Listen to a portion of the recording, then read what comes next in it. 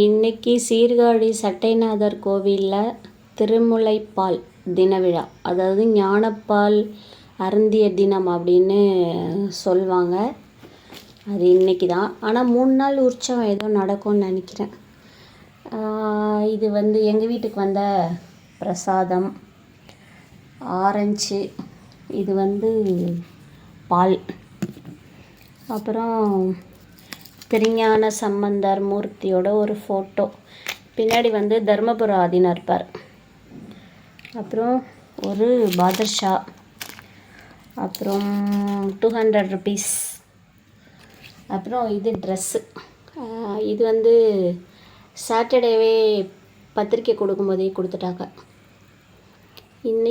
இன்றைய தினம் ஹாப்பியாக முடிஞ்சிச்சு.